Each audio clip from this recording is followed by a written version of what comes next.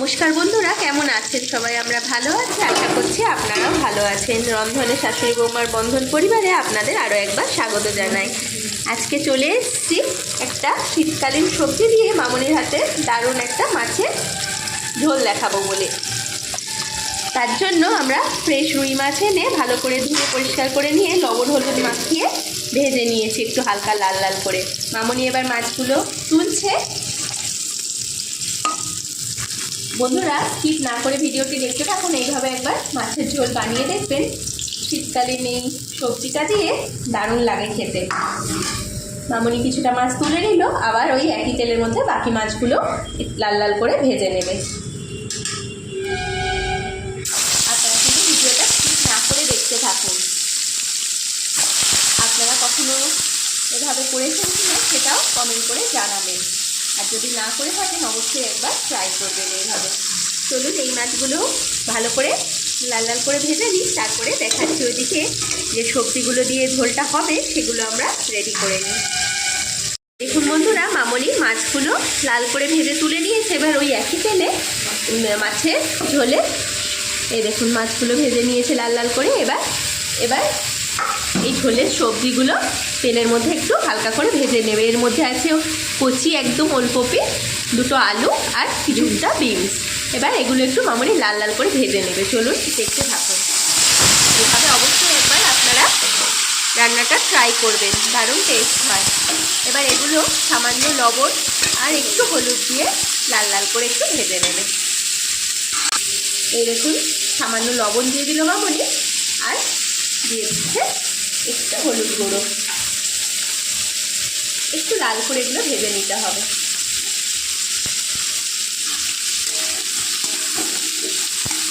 আপনারা কিন্তু ভিডিওটা স্কিপ না করে দেখতে থাকুন মামনি কীভাবে মাছের ওলকপিতে রেসিপিটা বানায়। এই দেখুন বন্ধুরা, মামনি কি সুন্দর লাল লাল করে ওলকপি আলু আর বিনসগুলো ভেজে নিয়েছে। আপনারাও এরকম একটু ভেজে নেবেন, তাহলে তরকারিটার টেস্ট আরও ভালো আসে। এবার ওই ভাজা তেলেই মামনি দিয়ে দেবে সামান্য 5 ফোড়ন।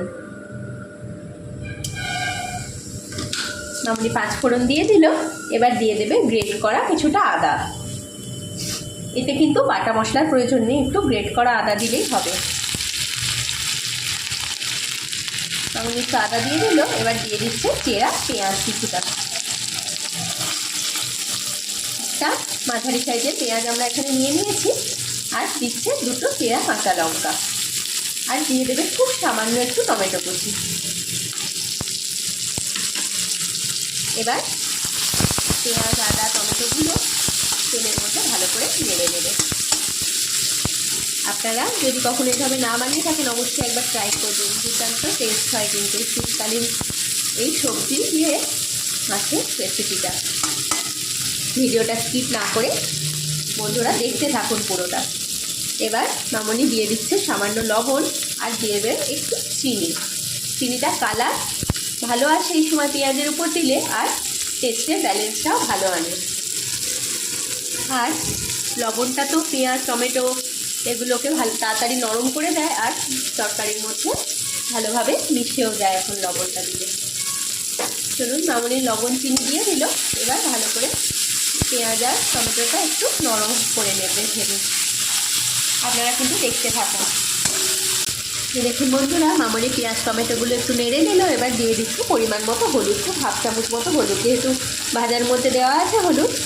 আর দিয়ে দিচ্ছে 1/2 চামচ মতো জিরে গুঁড়ো, আর দেবে সামান্য ধনে গুঁড়ো। ধনে গুঁড়োটা খুব সামান্য দিতে হবে, কিন্তু দিতে হবে, টেস্টটা কিন্তু তবেই ভালো আসছে। আর একটু দেবে গোলমরিচের গুঁড়ো, যেহেতু এখানে আমরা গুঁড়ো লঙ্কা ব্যবহার করছি না তাই একটু গোলমরিচ দিলাম, আর কাঁচা লঙ্কা তো আছেই।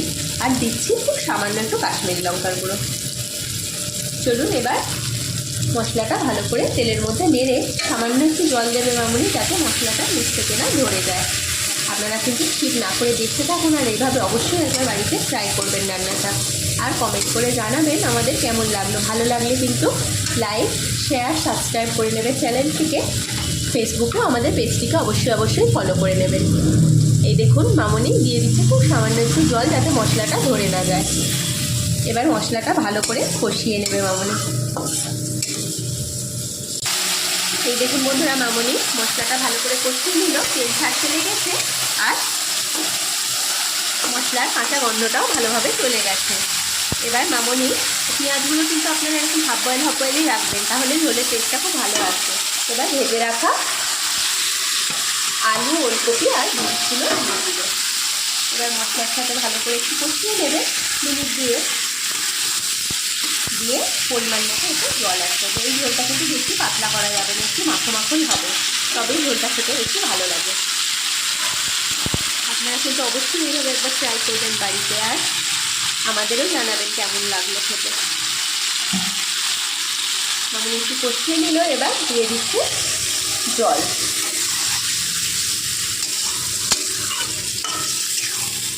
বন্ধুরা, মামনি এবার ঝোলের পরিমাণ অনুযায়ী লবণটা অ্যাড করে দিল। আপনারা যে যেমন লবণ তরকারিতে পছন্দ করেন সেই অনুযায়ী আপনারা অ্যাড করে নেবেন। মামনি দিয়ে দিল, এবার দিয়ে নেবে পরিমাণ মতো জল। আপনারা একটু জলটা কমই অ্যাড করবেন, খুব বেশি জল দিলে ঝোলটা ভালো লাগে না।